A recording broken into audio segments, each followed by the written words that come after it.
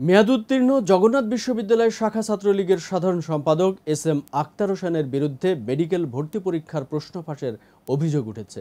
জবি ছাত্রলীগের এই সাধারণ সম্পাদকের বিরুদ্ধে এর আগেও বিভিন্ন বিশ্ববিদ্যালয়ের ভর্তি পরীক্ষার প্রশ্নপত্র জালিয়াতি ও অপকর্মের সাথে জড়িত থাকার অভিযোগ পাওয়া গেছে। তবে অনৈতিক ও গঠনতন্ত্র বিরোধী কর্মকাণ্ডে যুক্ত থাকলে তার বিরুদ্ধে সাংগঠনিক ব্যবস্থা নেওয়ার আশ্বাস দিলেন কেন্দ্রীয় ছাত্রলীগের সভাপতি। বিস্তারিত রিপোর্টে। এবার মেয়াদ উত্তীর্ণ জগন্নাথ বিশ্ববিদ্যালয়ের শাখা ছাত্রলীগের সম্পাদক এস.এম. আক্তার হোসেনের বিরুদ্ধে মেডিকেল ভর্তি পরীক্ষার প্রশ্ন ফাঁসের অভিযোগ উঠেছে। নিজের মেসেঞ্জারের মাধ্যমে অজ্ঞাত এক ব্যক্তিকে এই প্রশ্নপত্র ও উত্তর দিতে দেখা যায়। প্রশ্ন ফাঁসের মেসেঞ্জারের স্ক্রিন রেকর্ডের ভিডিও সহ সকল তথ্য প্রমাণ প্রতিবেদকের হাতে আসে। মেসেঞ্জার রেকর্ডে দেখা যায় জগন্নাথ বিশ্ববিদ্যালয় ছাত্রলীগের সাধারণ সম্পাদক এস.এম. আক্তার হোসেন তার নিজের মেসেঞ্জার থেকে একজনকে মেডিকেল ভর্তি পরীক্ষার উত্তরপত্র সরবরাহ করছেন। এই উত্তরপত্রের অধিকাংশ 2016-17 শিক্ষাবর্ষের মেডিকেল ভর্তি পরীক্ষার প্রশ্নপত্রের সাথে মিলে গেছে। মেসেঞ্জারের তথ্য বলছে, যিনি উত্তরপত্র নিচ্ছেন তিনি ছাত্রলীগের সাধারণ সম্পাদক আক্তারের কাছে সব দিয়েছেন কিনা জানতে চান। জবাবে আক্তার হোসেন মেসেঞ্জারে তাকে কনফার্ম করেন এবং অন্য কাউকে না দিতে পরামর্শ দেন। এদিকে প্রশ্ন ফাঁসের বিষয়টি অনুসন্ধানে গিয়ে এস.এম. আক্তার হোসেনের মামাতো ভাই পরিচয়ে মাদারীপুরের কাকন মিয়ার একটি অডিও ক্লিপও প্রতিবেদকের হাতে আসে। তিনি একজন অজ্ঞাত ব্যক্তিকে ভর্তি পরীক্ষায় টিকিয়ে দেওয়ার গ্যারান্টি দেন। কাকন মিয়া বলেন, আমি আক্তারের আপন মামাতো ভাই। তারপর আক্তারের দ্বারা কিন্তু পরিচিত বা আক্তার বললেন, আক্তার বলছে হয়তো বা রিটেনটা করে আপনিও বলছেন যে ভাই আপনার যে কোনটা কাজ করছে কিন্তু আমার কাজ কোনোটা মিস হয় না বা মিস্টেক হয় না, এটা কিন্তু আপনারাও বলছেন। এ বিষয়ে কাকন মিয়ার কাছে জানতে চাইলে তিনি গণমাধ্যমকে জানান, আপনি ওই যার পরিচিত তার কাছে শোনেন, আমার কাছে জানার কি দরকার? ওটা আপনি ওই যার পরিচিত এর কাছে জিজ্ঞাসা করেন, আমার কাছে কিসের জন্য?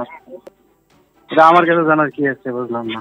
জগন্নাথ বিশ্ববিদ্যালয় ছাত্রলীগের সহসভাপতি মিথুন বাড়ের সাথে কথা বললে তিনি বলেন, জবি ছাত্রলীগের সাধারণ সম্পাদক এস.এম. আক্তার হোসেন দীর্ঘদিন বিভিন্ন বিশ্ববিদ্যালয়ে ভর্তি পরীক্ষার প্রশ্নপত্র জালিয়াতি ও অপকর্মের সাথে জড়িত। এদিকে জগন্নাথ বিশ্ববিদ্যালয় ছাত্রলীগের সাংগঠনিক সম্পাদক আব্দুল রায়হানের কাছে বিষয়টি সম্পর্কে জানতে চাইলে তিনি বলেন, প্রশ্ন ফাঁসের মতো এই গুরুতর অভিযোগে সাংগঠনিক ব্যবস্থা সহ রাষ্ট্রবিরোধী এই কাজের জন্য আইনগত ব্যবস্থা নেওয়া উচিত।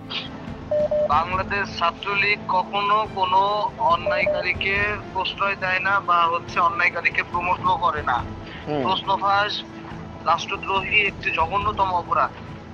বাংলাদেশ ছাত্রলীগের কোনো একটি ইউনিটের শীর্ষ নেতার দ্বারা এমন জঘন্যতম অন্যায়ের সাথে সংশ্লিষ্ট থাকবে, এটা কখনোই কাম্য নয়।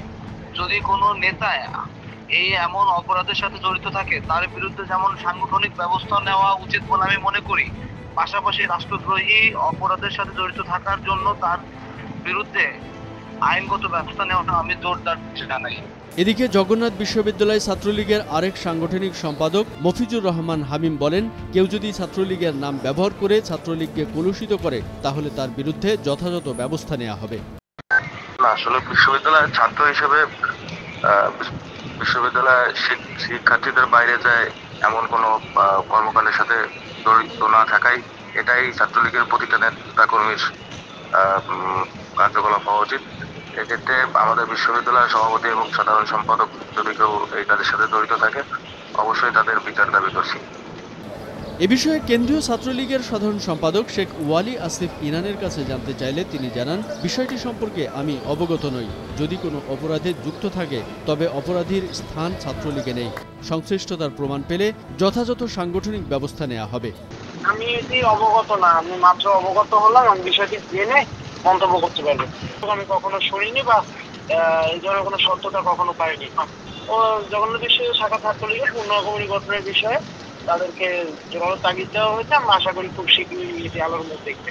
এদিকে কেন্দ্রীয় ছাত্রলীগের সভাপতি সাদ্দাম হোসেন বলেন, যে কোনো অনৈতিক কর্মকাণ্ডের বিরুদ্ধে আমাদের কঠোর অবস্থান। অনৈতিক ও গঠনতন্ত্র বিরোধী, শিক্ষার্থীদের স্বার্থ ও আদর্শ বিরোধী কর্মকাণ্ডে যুক্ত থাকলে অবশ্যই সংগঠন তার বিরুদ্ধে ব্যবস্থা নেবে।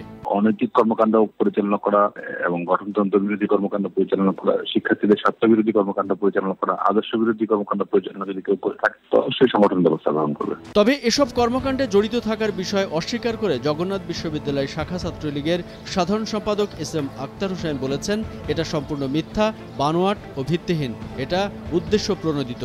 উল্লেখ্য 2022 সালের 1 জানুয়ারি ইব্রাহিম ফরাজিকে সভাপতি ও SM আক্তারকে সাধারণ সম্পাদক ঘোষণা করে জগন্নাথ বিশ্ববিদ্যালয় ছাত্রলীগের কমিটি গঠন করা হয়। এরপর ক্যাম্পাসের সকল টেন্ডার নিজেদের নিয়ন্ত্রণে নেয়া, ঠিকাদারদের চেক আটকে দেয়া, শিক্ষক কর্মকর্তাদের লাঞ্ছনা, রিসোর্টে নারী কর্মী নিয়ে কেলেঙ্কারি ও সদরঘাটে চাঁদাবাজি সহ নানা অভিযোগে 6 মাস পরেই এই কমিটি স্থগিত করা হয়।